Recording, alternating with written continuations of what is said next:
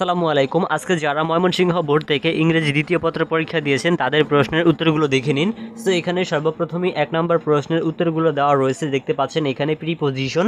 So এখান থেকে 1 নম্বর প্রশ্নের উত্তরগুলো আপনারা দেখতে পাচ্ছেন, অবশ্যই প্রশ্নের উত্তরগুলো একটু মিলিয়ে নেবেন। এর পরবর্তীতে হচ্ছে 2 নম্বর প্রশ্নের উত্তর ফ্রেজ অ্যান্ড ওয়ার্ডস। সো এখান থেকে ফ্রেজ অ্যান্ড ওয়ার্ডসে এখানে দেখতে পাচ্ছেন এখানে এই পরবর্তীতে অ্যান্সারগুলো রয়েছে এখানে ফ্রেজ অ্যান্ড ওয়ার্ডসের।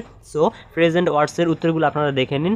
এর পরবর্তীতে হচ্ছে 3 নম্বর প্রশ্নের উত্তর, এখান থেকে sentence using suitable phrase and clause. So এখান থেকে উত্তরগুলো রয়েছে, উত্তরগুলো আপনারা দেখে নিন। প্রত্যেকটা কোয়েশ্চেনের উত্তর এগুলো আপনারা একটু মিলিয়ে নেবেন।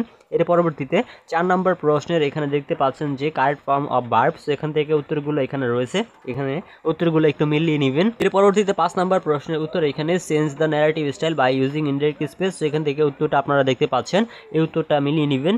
এর পরবর্তীতে হচ্ছে 6 নম্বর প্রশ্নের উত্তর মডিফায়ার। সো মডিফায়ারের অ্যান্সারগুলো এখানে দেখতে পাচ্ছেন, মডিফায়ার। সো আপনাদের মডিফায়ার ভুল হয়েছে কিনা দেখে নিন। সো এর পরবর্তীতে হচ্ছে 7 নম্বর প্রশ্নের উত্তর, এখানে কানেক্টর। সো কানেক্টরের উত্তরগুলো নিচনে রয়েছে, সো আপনারা কানেক্টরের উত্তরগুলো দেখে নেবেন। এর পরবর্তীতে রয়েছে 8 নম্বর। 8 নম্বরে হচ্ছে মূলত সুইনিম এবং অ্যান্টোনিম। সুইনিম এবং অ্যান্টোনিমের উত্তরগুলো এখানে রয়েছে, দেখতে পাচ্ছেন। সো সুইনিম অ্যান্টোনিমের উত্তরগুলো দেখে নিন। এর পরবর্তীতে 9 নম্বর প্রশ্নের উত্তর হচ্ছে মূলত পাঞ্চুয়েশন মার্কস। সো পাঞ্চুয়েশন মার্কসের উত্তরগুলো আপনারা এখানে দেখতে পাচ্ছেন, পাঞ্চুয়েশন মার্কসের উত্তরগুলো মিলিয়ে নিন আপনারা ঠিক হয়েছে কিনা।